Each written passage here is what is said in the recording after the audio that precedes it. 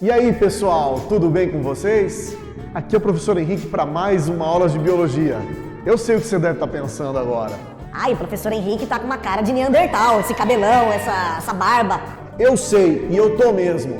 São os reflexos da pandemia, né, pessoal? Todo mundo tá em dívida com o barbeiro, com o cabeleireiro. Mais uma hora isso vai passar. Prometo que em algum momento eu venho com a cara bem bonitinha, bem limpinha. Hoje, professor Henrique, cabeludo e barbudo. Pra quê? Óbvio, para mais uma aula de biologia. O assunto de hoje, ciclos reprodutivos, no qual a gente vai abordar as reproduções assexuadas dos seres vivos e, de fato, os ciclos reprodutivos sexuados dos seres vivos, que é quem mais nos interessa para essa aula. É uma aula super importante para você estudar muitos tópicos da botânica, principalmente, mas também de outros grupos de seres vivos. Vamos lá comigo para mais essa aula de biologia? Então, ciclos reprodutivos.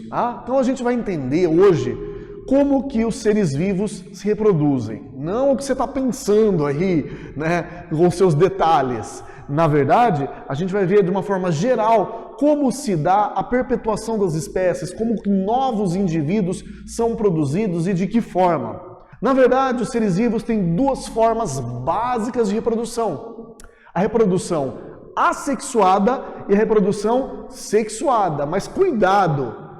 Quando a gente fala em reprodução assexuada ou sexuada, não está envolvendo o sexo em si, na essência da palavra. Na verdade, quando a gente fala em questões ou reproduções assexuadas ou sexuadas, a gente está pensando no quê? A gente está pensando em troca de material genético, tá? Então, lembre-se bem, para você diferenciar reprodução assexuada da reprodução sexuada. Quando envolve troca ou mistura de material genético, não importando se tem o sexo na acepção da palavra, como você está pensando, ou não importa. Aqui não é, repito, não é o sexo que importa, e sim a troca, a mistura de material genético. Se há, então ela é sexuada. Agora, por exemplo, vou pegar uma planta. Uma planta, quando uma abelha pousa numa flor, pega o grão de pólen e leva até outra flor, essa abelha está promovendo misturas de material genético entre duas plantas diferentes. Não tem o sexo como você imagina ou como você entende a palavra sexo aí. É apenas uma polinização, mas é uma reprodução sexuada, então não confunda as coisas. Tá, professor, mas e a reprodução assexuada? Como seria? Bom, já a assexuada seria aquela reprodução que não envolve troca de material genético. De forma geral, um único indivíduo consegue se reproduzir, produzindo então clones, produzindo cópias idênticas, fiéis de si mesmo. A clonagem é um tipo de reprodução assexuada, mas não pense você que clonagem é algo feito em laboratórios apenas, com técnicas muito sofisticadas de biotecnologia. Não. Uma clonagem acontece de forma tão simples na natureza, muitas vezes diante dos nossos olhos ou debaixo dos nossos narizes, e a gente não percebe. Como eu vou mostrar alguns exemplos aqui. Começando a aula de hoje com ciclos reprodutivos ou reproduções assexuadas. Existem vários tipos de reprodução assexuada, mas eu vou dar aqui como exemplo os três mais conhecidos, os três mais comuns que você vai ver por aí. Vamos lá. Começando pela divisão binária. A divisão binária é um tipo de reprodução assexuada na qual um micro-organismo sozinho, ele com ele mesmo, se divide em dois. Na verdade, ele duplica o seu material genético, né? Podendo fazer isso de uma forma bem simples ou com alguns processos mais complexos, mas no final sempre termina da mesma forma. Uma célula se divide no meio, produzindo duas. Como você está vendo aqui, essa célula aqui quase se dividindo em duas. Isso acontece, é muito comum esse tipo de divisão binária, também chamada de cisciparidade, tá? Ou outros nomes aí que você pode encontrar. Esse processo ocorre em bactérias, de forma muito ampla, em muitos protozoários, que são unicelulares, em algas unicelulares, tá? Fungos fazem algo parecido, fungos unicelulares, que é o brotamento, dentre outros processos aí. Mas eu quero que vocês entendam que eu tinha no começo uma célula, ela produziu outra, se dividiu em duas, só que essas duas células são, geneticamente falando, idênticas, são clones. Um outro processo que talvez já conhecido de vocês é a regeneração. A regeneração ocorre em seres mais simples que ainda guardam uma grande capacidade de regeneração, obviamente. Geralmente, seres mais complexos ou que têm organismos mais sofisticados já perderam ao longo da evolução essa capacidade de regeneração. Mas vamos pegar, por exemplo, uma estrela do mar. Aqui do exemplo. Essa estrela do mar, se você pegar uma estrela do mar, o Patrick, e cortar em duas, exatamente na metade, primeiro, ela não vai morrer. Segundo, aquela metade que sobrou vai se regenerar e reformar, ela vai completar a estrela novamente, vai ficar inteirinha. E aquela outra metade que você tirou também vai regenerar a metade perdida, a metade que ela está sem, e vai virar uma outra estrela. Então, eu tinha uma estrela, cortei no meio, cada metade se regenera e agora temos duas estrelas do mar. Inclusive, estrelas do mar, dá para picar ela em vários pedaços, 4, 5 pedaços, e cada um desses pedaços vira uma nova estrela. Eu tinha uma, agora eu tenho, 5 estrelas.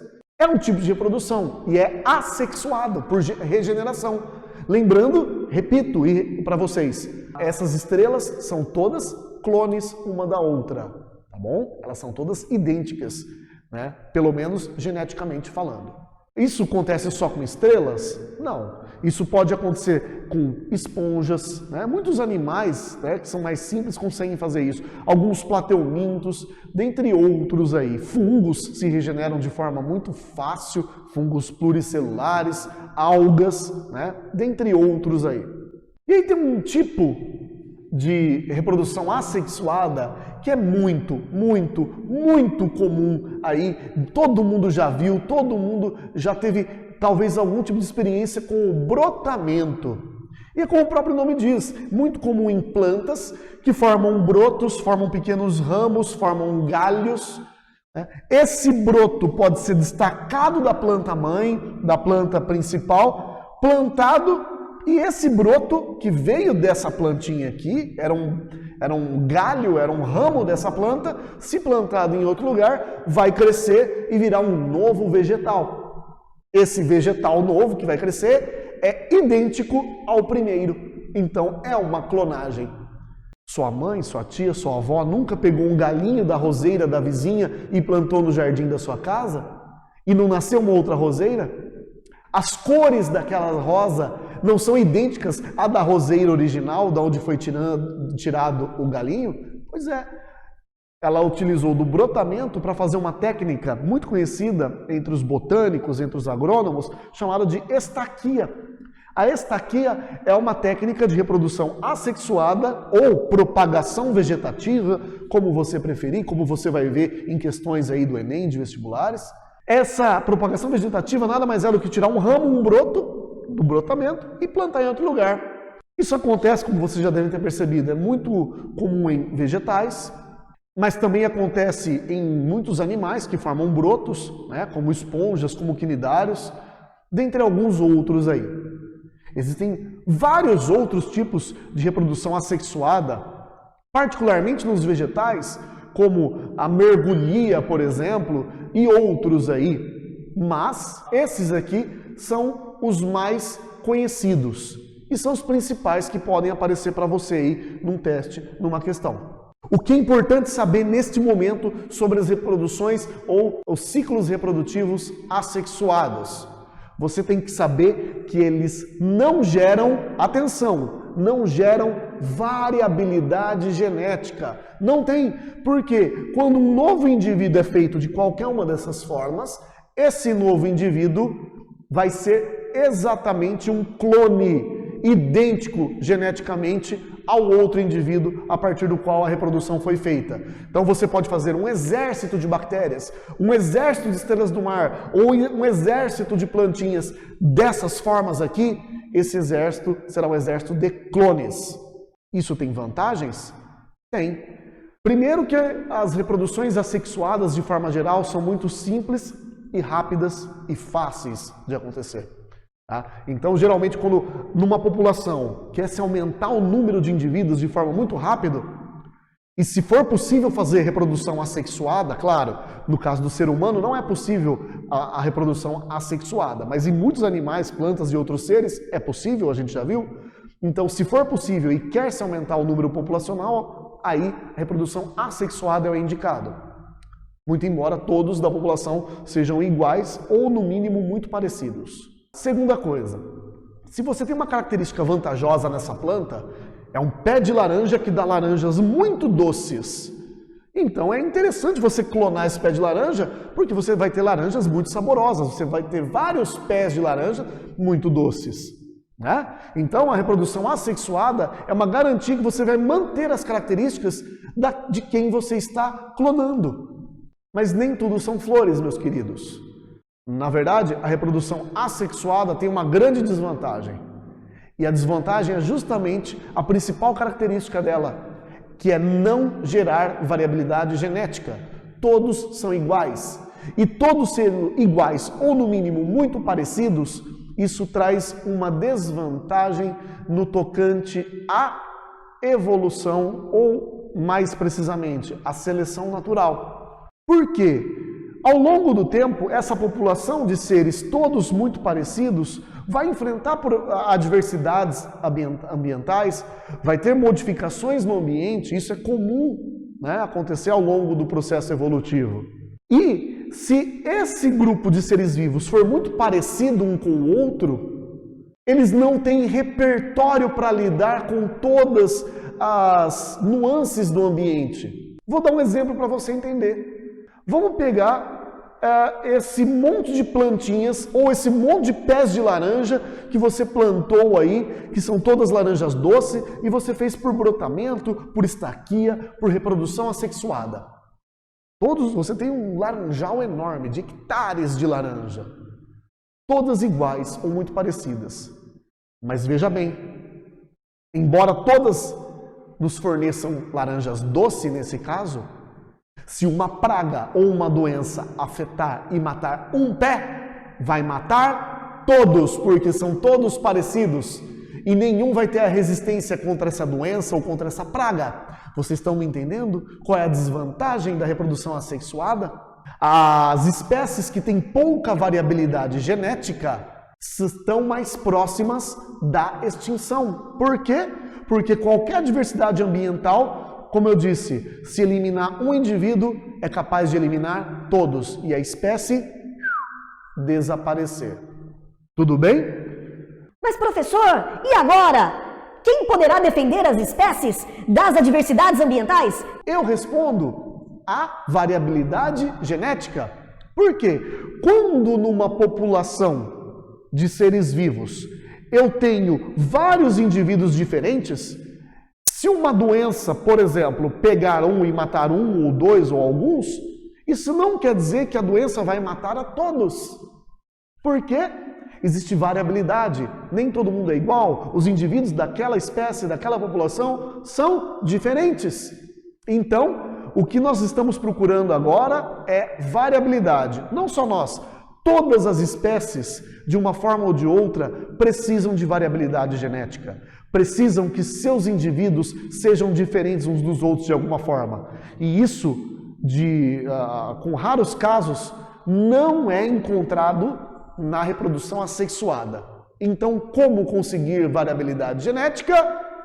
Com a reprodução sexuada. E aí entra o assunto principal da nossa aula de hoje, que é os ciclos reprodutivos sexuados, que nós vamos ver a partir de agora. Então, para nós termos reprodução sexuada, esses ciclos, lembre-se pessoal, vão envolver obrigatoriamente 2 eventos sempre no ciclo de vida daquele indivíduo, ou melhor, daquela espécie. É a fecundação, que é o encontro de gametas para misturar materiais genéticos diferentes, aí está a fonte da variabilidade. É quando você mistura gametas e esses gametas têm patrimônios genéticos diferentes para formar um novo indivíduo. E isso aumenta a variabilidade, aumenta as diferenças entre os indivíduos da população. Então, primeiro é a fecundação, o encontro de dois gametas, de preferência gametas esses diferentes. E outro processo que ocorre obrigatoriamente num ciclo de reprodução sexuada é a meiose, aquele processo de divisão celular que gera células diferentes, células reprodutivas, tá? Células destinadas a esse processo de reprodução aí. Lembrando que a meiose, quando ela ocorre, ela pode produzir, dependendo da espécie ou do ser vivo que nós estamos falando, ela pode produzir gametas ou esporos. E a gente vai ver a diferença entre eles lá na frente. Calminha aí que a gente vai chegar lá. Então, vamos ver esses ciclos aqui que justamente por gerar gametas ou esporos diferentes, e a hora que essas células, particularmente os gametas, se misturam, geram indivíduos geneticamente diferentes. Então, por isso, os ciclos de reprodução sexuada geram variabilidade na população. A cada nova leva, a cada nova ninhada, a cada nova geração de indivíduos, nós teremos indivíduos sempre diferentes, o que é bom para a população no aspecto evolutivo. Mas eu sei o que você está pensando agora, ou eu leio mentes, eu sei que você está incomodado com uma coisa. Ai, professor, eu já ouvi falar de mitose, de meiose, mas eu não lembro direito. Então vem comigo para a gente lembrar rapidinho, de forma básica e geral, as diferenças entre o processo de mitose e de meiose, porque isso você não pode confundir agora. Então vem comigo. Aí, pessoal, bem diante de vocês, os processos de mitose e meiose. Bem resumido, nada daquelas fases da mitose, aqueles detalhes da mitose, da meiose, nada disso. Aqui, apenas o básico do básico, só para você lembrar e perceber a diferença dos dois processos. Mitose em azul em cima, versus meiose em amarelo aqui embaixo. A mitose é um processo de divisão celular mais simples e mais comum, na qual uma célula dá origem a duas. E lembrando que essas duas são geneticamente idênticas à primeira célula, que a gente chama de célula-mãe. E as duas células que vêm depois chamamos de células filhas. Tá? Então veja, ó, mitose, uma célula diploidia N gera duas células igualmente diploidia N. Ou você pode ter aí uma célula 2N vai gerar, a célula mãe sendo 2N vai gerar duas células iguais a ela, que são células 2N. Então, não importa qual tipo de célula que eu tenho. Na mitose, uma célula mãe gera duas células filhas idênticas a ela. Tá? Pode acontecer em células N, 2N, 3N, de qualquer ploidia. Já na meiose, uma célula-mãe gera 4 células filhas. Só que perceba que essas 4 células filhas têm uma ploidia menor que a da célula-mãe. Mais precisamente, metade da ploidia da célula-mãe. Então veja, se uma célula da mãe tem uma ploidia 2N, tem 2 lotes cromossômicos, cada uma das células filhas vai ter um lote cromossômico, vai ser N apenas, metade do número de cromossomos, metade da ploidia da célula-mãe. Então, por isso, meiose só é possível com células de ploidia par. Ou seja, só inicia a meiose células 2N, 4N, 6N e assim por diante. Por que células com ploidia ímpar não fazem meiose? Tipo, célula N, célula 3N. Porque não tem como você dividir um N ímpar por 2. N, se essa célula aqui fosse N, dividido por 2 daria N sobre 2 ou meio N? Não dá, tem que ser um número inteiro. 3N também não rola, porque daria 1,5 N, também não dá, certo? Ou seja, sempre células com ploidia par. Geralmente, células 2N fazem meiose e originam 4 células N. Essas 4 células podem ser esporos ou gametas. Então, rapidinho, para que serve o processo de mitose? Mitose, basicamente, sendo o processo mais comum dos seres vivos, é o processo que se usa para um ser vivo crescer, desenvolver, gerar mais células. né? Então, novas células no corpo do ser vivo, seja para crescimento, desenvolvimento, ou até para regeneração de partes, como acontece na reprodução assexuada, ou ainda para reposição natural de células que morrem, reposição de células perdidas naturalmente, é a mitose que entra em ação, certo? As células vivas do organismo, ou que permaneceram vivas no organismo, fazem mitose para aumentar, para ir dobrando o número de células e reconstituindo ou fazendo o organismo crescer. Já na meiose, nós temos um processo que produz células com metade do lote de cromossomos, justamente para fins reprodutivos. Então a meiose serve para fazer células reprodutivas, células que a gente chama ou de gametas ou de esporo, dependendo do tipo de célula que nós vamos ter. Então, meiose gera gametas e esporos. Acontece que, cuidado, vocês vão ver que tem exceções e em alguns casos eu posso ter geração de gametas por mitose. Ô professor, mas eu não sabia disso? Pois bem, hoje você vai saber, hoje você vai ver. Então, já lembrando aí das diferenças básicas entre mitose e meiose, agora você está pronto para ver os 3 ciclos de reprodução sexuada e entender a diferença entre eles. Vamos lá? Vem comigo mais uma vez. Então, começando aí com o primeiro ciclo, chamado aqui de ciclo Aplonte. Cuidado, pessoal. Os ciclos reprodutivos, dependendo do material que você está trabalhando, do livro que você tem aí em mãos, da apostila, não sei com o que você está na mão aí, às vezes dentro de um mesmo sistema de ensino, pode acontecer de eu ter vários livros diferentes, segmentos diferentes, cada um dando um nome diferente para o mesmo ciclo, então cuidado. Esse ciclo Aplonte é o antigo ciclo Aplobionte, que ainda aparece em muitos materiais, tá? Hoje, mais chamado de ciclo Aplonte, tá? Também, alguns materiais mais modernos trazem com o nome de ciclo Aplobionte-Aplonte. Eu estou usando o termo mais comum que tem aparecido nos exames aí hoje em dia. Ciclo Aplonte.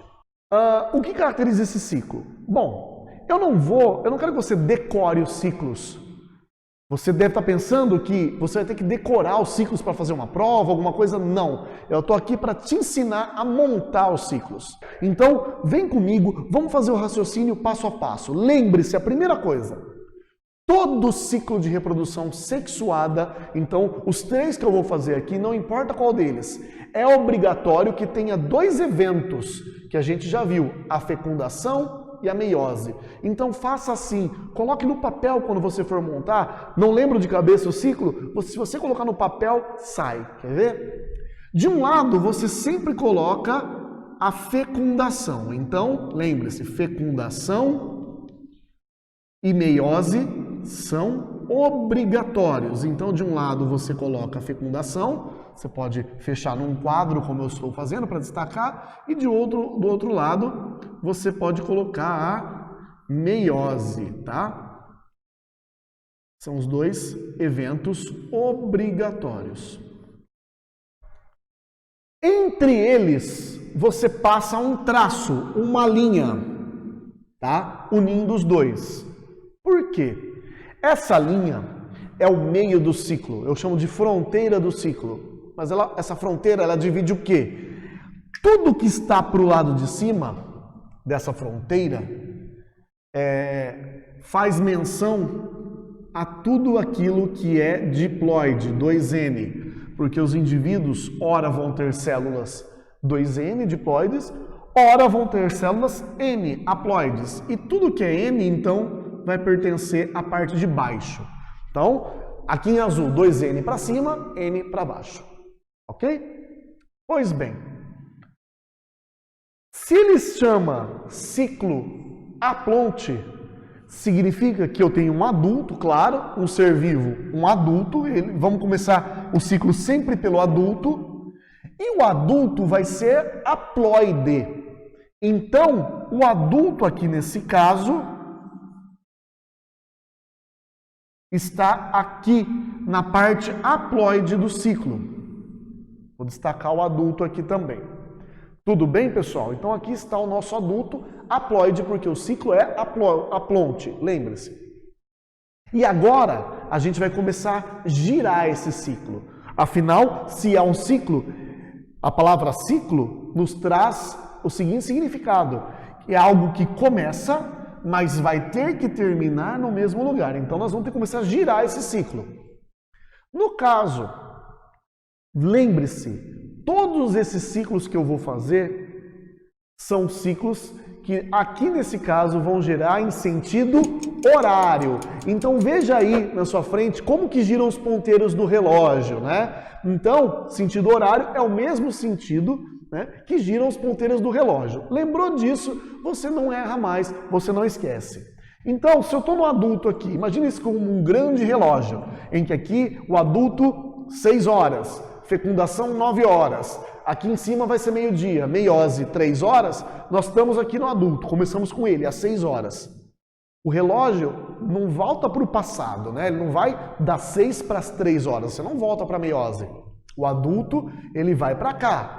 Ah, então o adulto vai fazer fecundação? Não necessariamente, porque adultos não se fecundam, tá? Um adulto não entra dentro do outro para se fecundar. Quem faz fecundação sempre são células especiais chamadas gametas. Então, o adulto vai ter que produzir gametas.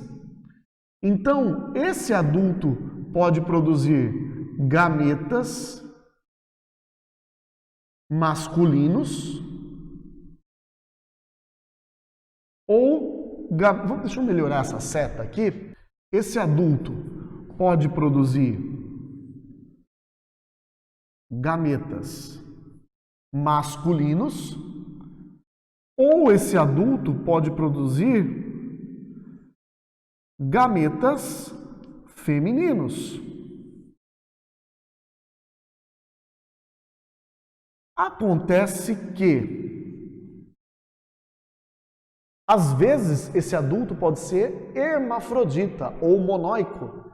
E ele pode, ele mesmo, produzir os dois gametas, tanto o masculino quanto o feminino. Tá bom?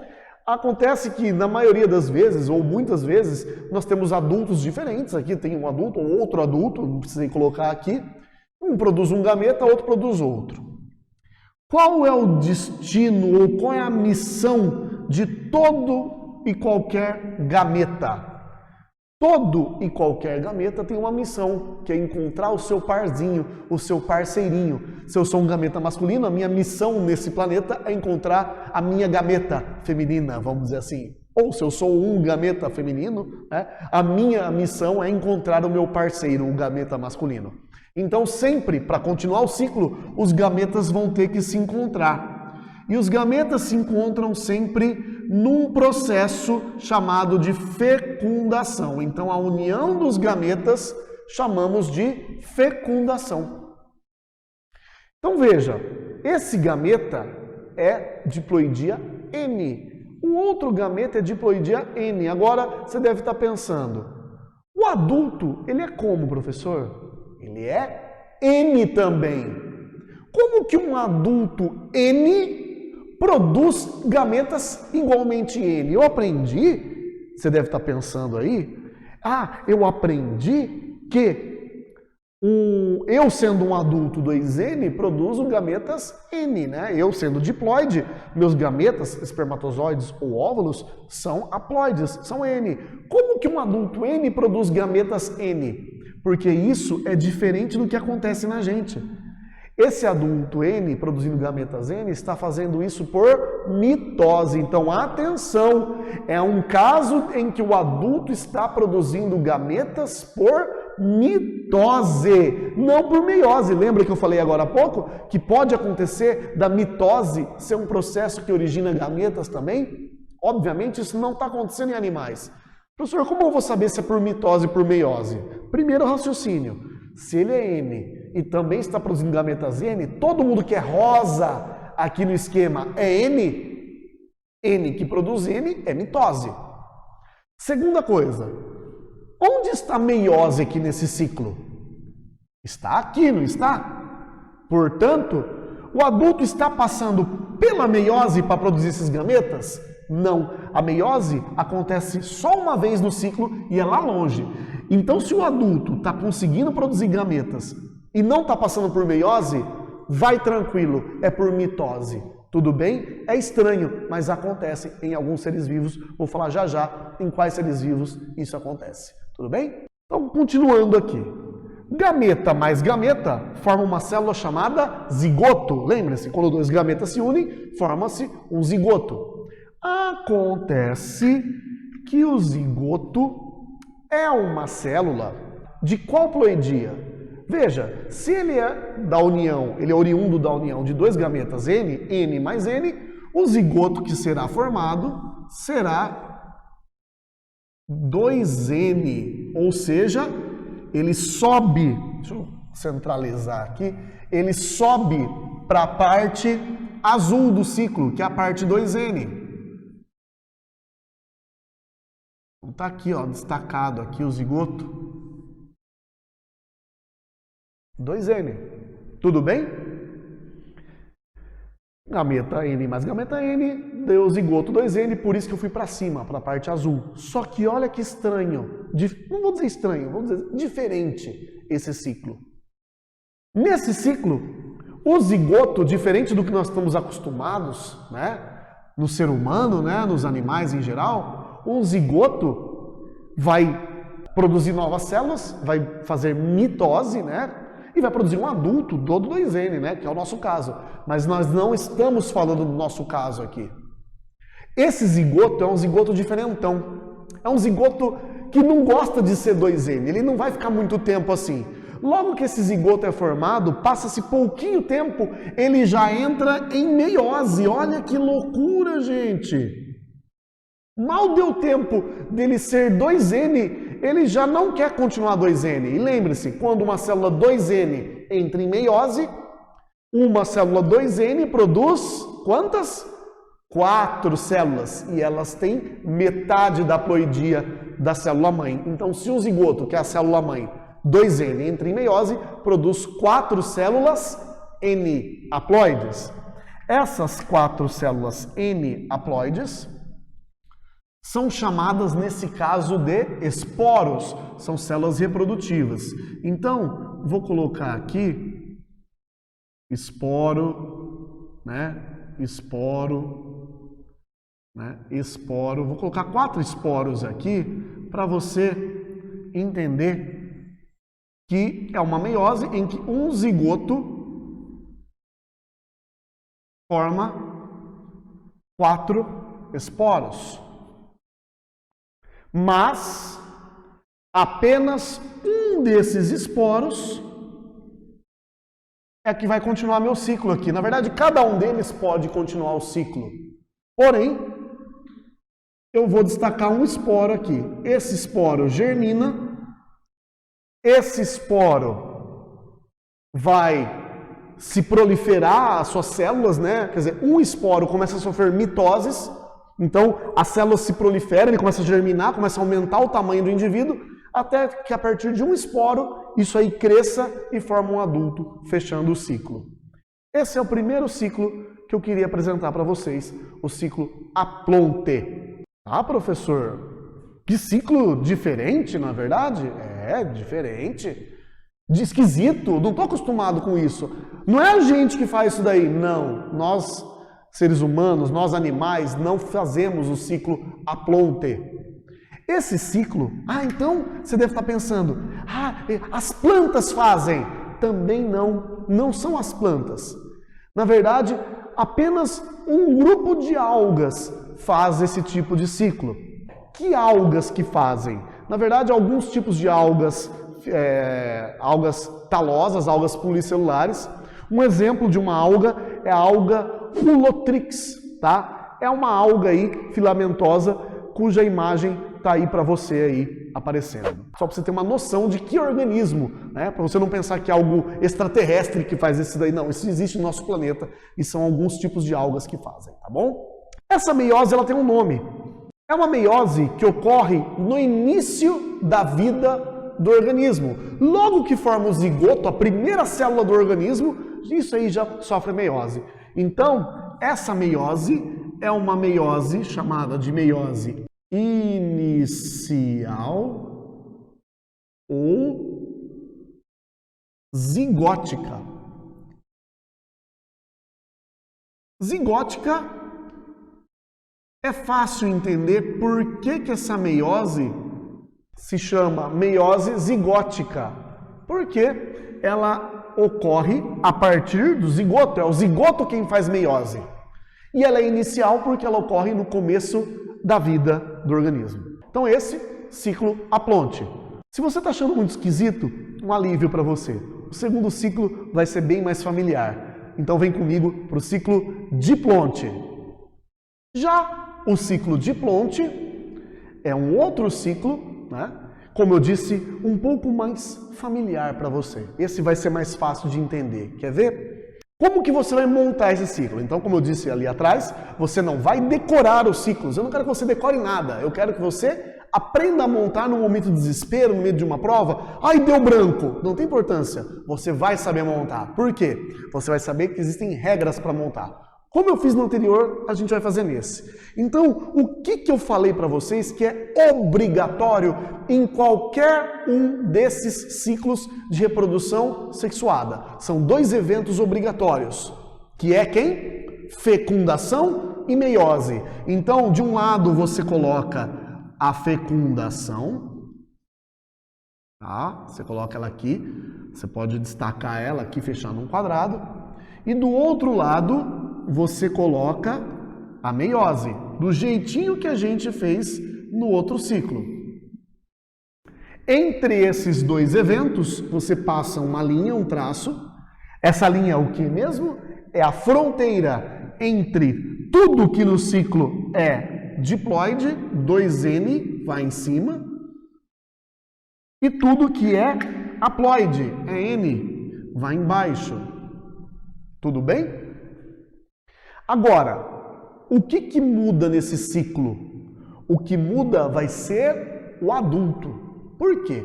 Se no ciclo aplonte nós tínhamos um adulto N, porque é haploide, no ciclo diplonte o adulto vai ser 2N, o adulto é diploide. Então nesse ciclo o adulto está em azul, ele está aqui, ó. Ok? Então está aqui o nosso adulto aqui em destaque. Quero jogar um pouco mais para lá, para ficar mais simétrico. Lembrando que este ciclo aqui também tem outros nomes. Eu estou usando o nome ciclo diplonte, que é o mais comum que aparece por aí, mas ele é o antigo ciclo diplobionte, como vocês devem já ter encontrado em outros materiais por aí. Os materiais mais modernos chamam esse ciclo de ciclo aplobionte diplonte. Mas vamos lá com o nome ciclo diplonte, ok? Então vamos lá. Ó, começamos no adulto, por ser um ciclo diplonte, é 2N, ok? Lembre-se que o ciclo vai girar em sentido sempre igual dos ponteiros do relógio, sentido horário. Então esse adulto, diferente do outro ciclo, não vai vir para cá, ele vai vir para cá do meio-dia para as 3. Então esse adulto vai fazer o processo de meiose. Quando um adulto faz meiose, pense em você. Você que já é um adolescente, mas em questões de maturidade sexual, já podemos te chamar de adulto. Nós, adultos, quando fazemos meiose, fazemos o que nas nossas células? Né? Existem, então, órgãos especiais, chamados de gônadas, os testículos, os ovários. Quando acontece meiose ali, você produz o que? Gametas. Se você for um menino, produz gametas masculinos, espermatozoides. Se você for uma menina, você produz gametas femininos, óvulos, não importa. Tem um adulto ou alguns adultos que produzem essas células reprodutivas especiais chamadas de gametas, ou um ou outro, pelo processo de meiose. Está aqui, ó. É o que a gente faz. Lembrando, pela meiose, produzimos gametas N. Nós somos seres adultos 2N, diploides, produzindo gametas N, haploides. E como eu disse para os senhores anteriormente, qual é a missão de todo gameta? Todo gameta tem que encontrar o seu parzinho. Então, gametas masculinos de toda a sorte, né, tem que encontrar com gametas femininos, certo? Esse encontro tem um nome, num processo chamado de fecundação. Então, gameta N mais gameta N vai formar o quê? Vai formar uma célula chamada zigoto. Esse zigoto é a união de dois gametas. Se ele é a união de dois gametas, ele já é uma célula 2N. N mais N, 2N. Subimos novamente para a parte diploide do ciclo. E o zigoto vai começar a sofrer mitoses. Ai, professor, como que eu sei que é mitose e não é meiose? Vou me confundir. Calma. Olha aqui, o zigoto vai sofrer mitoses, vai proliferar suas células, até virar um embrião e virar um adulto. E fecha o ciclo. Por que você sabe que é mitose? De uma forma bem simples. A mitose está acontecendo aqui, de zigoto para adulto, não é? Onde está a meiose no ciclo? Do outro lado. Então você tem certeza que aqui não é meiose. A meiose só acontece uma vez, é aqui. Todo o resto que acontecer, que não for meiose e não for fecundação, vai ser mitose. Então essa passagem de zigoto para adulto acontece por várias mitoses. Novas células vão sendo produzidas até eu ter um adulto, fechando o ciclo. Não é assim? Se coloca na pele do adulto. Então retomando, ó, eu sou um adulto. Eu produzo gameta, masculino ou feminino. Outro adulto vai produzir também seus gametas por meiose. Esses gametas meu e da outra pessoa, do outro indivíduo, vão se encontrar. Se encontrando na fecundação, formam um zigoto, que vai formar um bebezinho, que depois de um tempo vai virar um adulto, fechando o ciclo. Olha que ciclo fácil. Por que é fácil? Porque é o nosso ciclo, é aquele que a gente está habituado. Então, quem faz este ciclo? O ciclo diplonte. Os animais em geral e, acredite, algumas algas, tá bom? A alga que você está vendo aí na imagem aí é a alga Caulerpa, tá? Da espécie do gênero Caulerpa, tá? É um tipo de alga que faz esse ciclo diplonte. Então veja, algumas algas fazem o ciclo aplonte, que a gente viu agora há pouco, e agora algumas outras fazem o ciclo diplonte, além de nós, os animais. Para fechar esse ciclo aqui, essa meiose, assim como a anterior, tem nome. Não sei se vocês lembram aqui, a meiose do ciclo anterior é chamada de inicial ou zigótica. Já a meiose do ciclo diplonte, ela acontece não no começo do ciclo de vida do ser vivo, e sim mais para o final. Afinal, desculpem o trocadilho, né? Essa meiose acontece depois que ele vira adulto, já em fases mais tardias da vida. Inclusive, em alguns animais, a última coisa que eles fazem é se reproduzir e depois morrem. Algumas abelhas, aranhas, muitos invertebrados, aranhas, né, reproduz e morrem. Né? Então, quer dizer, faz meiose, encontra gametos, e aqui ele fala assim, a minha missão aqui nesse planeta já foi, então eu já posso morrer. Então a gente diz nos animais, ainda bem que não é o nosso caso, imagina? Uhul, perdi a virgindade. Ah, legal, morri, pronto, acabou minha missão. Não seria legal, né? A gente então vive muito mais tempo. Mas muitos animais não têm esse tempo de vida, né? Essa sobrevida. Então se reproduz e morre. Então a gente diz que a meiose nos animais é uma meiose gamética, né? É uma meiose, é uma meiose final, porque acontece no final do ciclo do animal, e como eu disse, ou ela pode ser chamada de gamética. Gamética. Por que ela tem esse nome? Tá muito feio aqui, hein, Henrique? Esse gamética. Vamos escrever aqui, ó. Gamética que cabe. Isso. Tá lá. É uma meiose final, porque acontece mais para o fim da vida, ou gamética, porque ela ocorre para formar os gametas do indivíduo. Tudo bem, pessoal? Então, vocês já viram 2 ciclos, mas agora a gente vai para o terceiro, que é talvez o mais complexo, o que tem mais coisas, mas é o mais importante, porque é ele que você vai usar na maior parte das aulas de botânica. Então vem comigo para o terceiro ciclo, o ciclo aplonte-diplonte. Enfim, chegamos no ciclo aplonte-diplonte. Antigamente era aquele ciclo com nome cabeludo. como se esse não fosse, né? Era aquele ciclo com o nome ciclo haplodiplobionte. Talvez muitos de vocês já ouviram falar do ciclo haplodiplobionte. É esse, agora o nome mais moderno é haplonte-diplonte. Alguns autores mais modernos, alguns materiais traz como ciclo diplobionte, tá? Tem que tomar cuidado para não confundir com o antigo ciclo diplobionte, que era o dos animais. Então, para não confundir, vou chamá-lo de ciclo haplonte-diplonte. Como se monta esse ciclo? Então, vamos ver lá. Lembra que eu falei as regrinhas? Primeira regra, não pode faltar em todo o ciclo de reprodução sexuada 2 eventos principais, que são não se esqueça, fecundação de um lado e a meiose lá do outro lado. Entre eles, você passa um traço dividindo o ciclo em 2 metades. A metade de cima é o território da galera que é de tudo que é 2N, diploide. E a parte de baixo seria o território de todo mundo ou de tudo que for N, haploide. Até aqui você já está perdendo os cabelos, ficando careca de saber. Que bom, porque você já está sem querer memorizando o ciclo, sem precisar decorar a força, você já está aprendendo a montar o ciclo. Se você estiver sozinho, montando do zero, você vai saber. Outra coisa que você sabe, vamos lá, o nome do ciclo diz muito sobre ele. Se o ciclo haplonte, nele o adulto era haploide, N, o adulto estava aqui embaixo, lembra?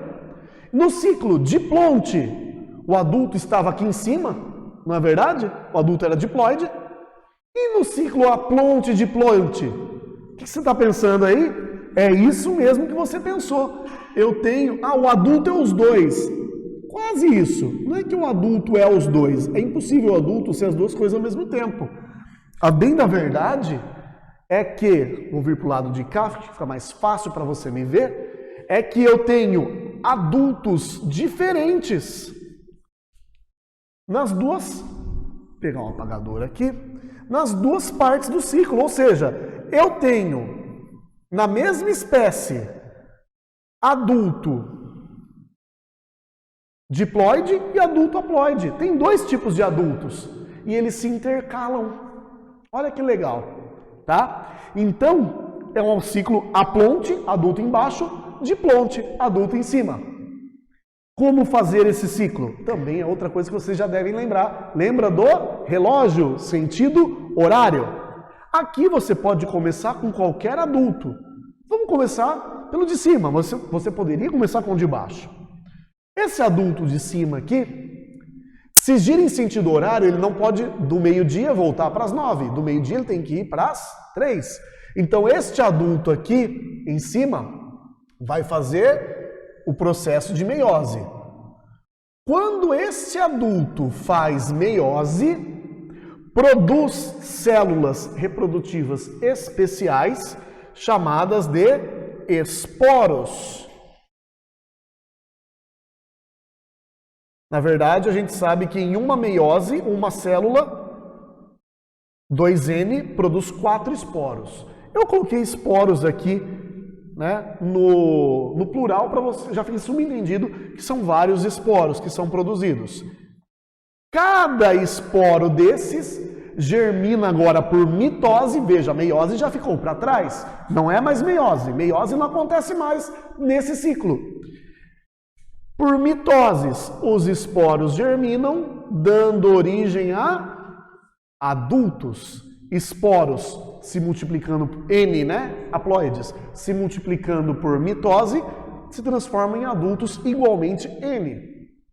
Esses adultos vão ter que vir para essa parte aqui, ó, para a fecundação, seguindo os ponteiros do relógio. Lembra? Sentido horário. Só que lembra que eu falei lá no começo? Adultos em si não se fecundam. Quem se fecundam são gametas. Então, para passar pelo processo de fecundação, esse adulto vai ter que produzir gametas. Gameta masculino e ou gameta feminino. Gametas masculinos e gametas femininos produzidos por um ou mais adultos, aqui, esses gametas, agora sim, produzidos por, atenção, por mitose, afinal a meiose já ficou para trás, não é mais meiose, e outra, adulto N só pode produzir gametas igualmente N por mitose. Esses gametas N fatalmente têm que se encontrar no processo chamado fecundação, se encontram, se juntam. Aí, o que vai acontecer? Gameta mais gameta é igual a zigoto. Essa é a matemática da nossa biologia. Gameta mais gameta igual a zigoto. Mas como a gente não pode fugir da matemática clássica, lembrar que gameta N mais gameta N, por isso o zigoto é 1 mais 1, não pode ser outra coisa, senão 2. Por isso o zigoto é 2N. Gameta mais gameta, um zigoto 2N. Por mitoses, esse zigoto vai produzindo novas células, o indivíduo vai crescendo até se tornar um adulto, fechando este ciclo. Nossa, professor, que ciclo diferente! Ele é meio esquisito, tem 2 adultos. Esses adultos são iguais ou são diferentes no formato? Dá para saber? Em algumas espécies, o adulto 2N é diferente do adulto N. Em outras espécies, o adulto 2N e o adulto N fisicamente, em termos de aparência, são idênticos, não dá para saber só de olhar. Mas são 2 adultos. Nós temos aqui uma alternância de gerações. Veja, esse adulto em azul, o diploide 2N, gera adultos haploides, né? N, o rosa, que por sua vez vai gerar adultos diploides. E assim por diante. O nome disso é alternância de gerações. Uma geração gera outro tipo. Um outro tipo gera um. E assim por diante. Outra coisa que eu quero mostrar bem interessante nesse ciclo. Ele parece cheio de coisas, ele parece diferentão, esquisitão, parece difícil, mas não é. Sabe por quê? Esse ciclo nada mais é do que a união da parte predominante dos 2 ciclos anteriores. Não é um ciclo aplonte-diplonte. Eu pego o ciclo aplonte, eu pego o ciclo diplonte, junto os 2, a parte predominante deles, e vai dar esse daqui. Quer ver? Vem comigo aqui, Caio. Aqui, ó. Vamos pegar o ciclo aplonte, aquele primeiro, onde os adultos eram N, certo?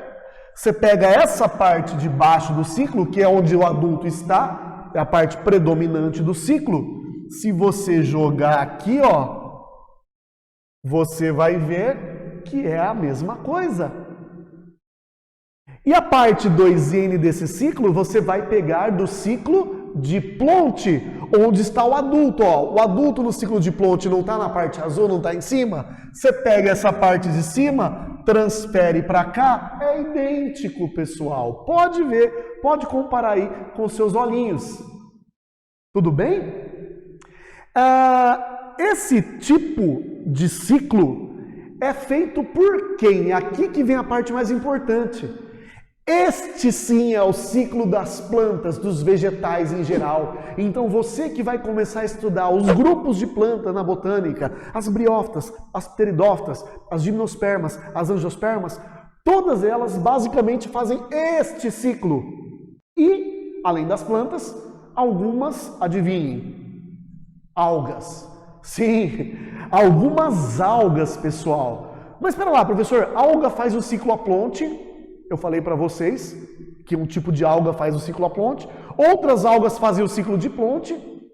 E tem outras ainda que fazem o ciclo aplonte-diplonte, como a alga uva, que também é chamada de alface da praia ou alface do mar, que está aparecendo aí para você na imagem. Ela é muito comum do nosso litoral brasileiro. Não é uva, aquela que faz vinho. É uva, com L no meio. Tudo bem, pessoal? Então, algas são ecléticas. Algumas fazem o primeiro ciclo, outras fazem o segundo e algumas fazem o terceiro. Mas o importante do terceiro é você saber que esse é o ciclo dos vegetais. Então, para você que vai estudar botânica, ou que já está estudando botânica, dos 3, este é o mais importante, é o que você tem que saber. Essa meiose, assim como nos outros casos, tem nome também. né? Ela não é nem inicial, como no ciclo aplonte, e nem uma meiose final, como no ciclo diplonte. Ela é uma meiose que acontece no meio do ciclo, entre dois adultos. Então é uma meiose intermediária. Ou meiose a gente chama também de meiose espórica. Porque ela serve para produzir os esporos aqui desse indivíduo, né? Meiose aqui forma esporos que vão virar o adulto haploide. Mas duas coisinhas.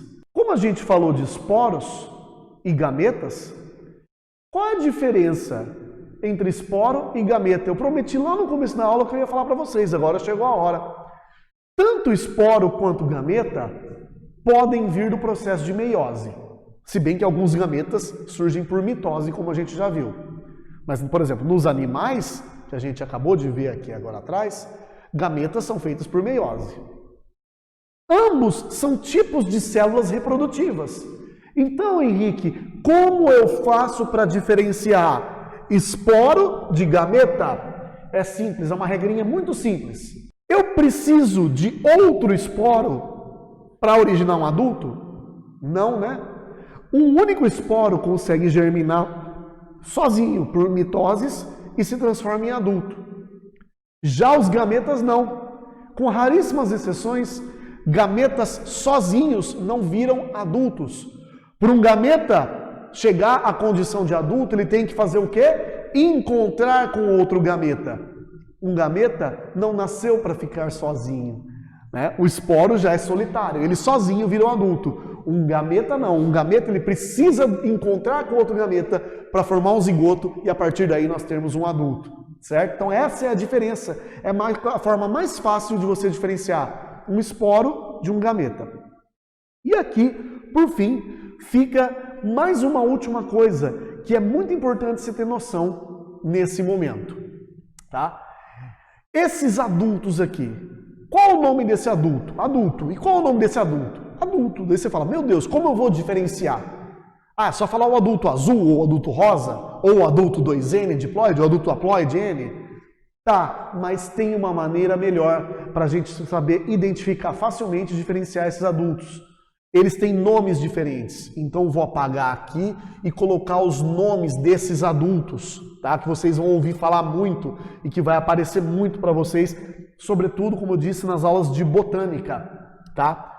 O adulto de cima, que é o adulto 2N, não é o adulto que por meiose produz esporos, então é o adulto que origina esporos. Então este adulto aqui recebe o simpático nome de esporófito, tá? Fito, a palavra fito ou radical fito remete a plantas, tá? Então calma Henrique, esporófito é a planta, é o vegetal que produz esporos. Tá aqui, ó, ele vem aqui, esse adulto produz esporos. Já o de baixo, ele não produz esporos. Por mitose, ele produz gametas. Então, esse aqui de baixo recebe o simpático nome de gametófito, que é o vegetal. Fito remete à planta, né? Lembra aí, o que é um remédio fitoterápico? É um remédio à base de plantas, não é verdade? Pois bem, um gametófito é um indivíduo, é um vegetal, uma planta adulta que produz gametas. Então, ó, dele sai gametas. Já do esporófito, por meiose, sai esporos. Então, essa é uma forma de diferenciar os dois adultos que ganham nomes específicos agora. Lembrem-se, é uma alternância de gerações. Se eu sou um esporófito, meus filhos serão gametófitos. Meus netos serão esporófitos novamente. Meus bisnetos serão gametófitos, tataranetos esporófitos, e assim vai alternando cada geração um tipo diferente. Pois bem, pessoal, é isso aí. Essa foi minha aula básica de ciclos reprodutivos. Espero que vocês tenham entendido e espero que isso ajude vocês a entender os mistérios mais cabeludos da biologia, inclusive o que está para vir aí para muitos de vocês, que são as aulas de botânica principalmente. Então, um forte abraço, Se cuidem e até a próxima. Tchau, tchau.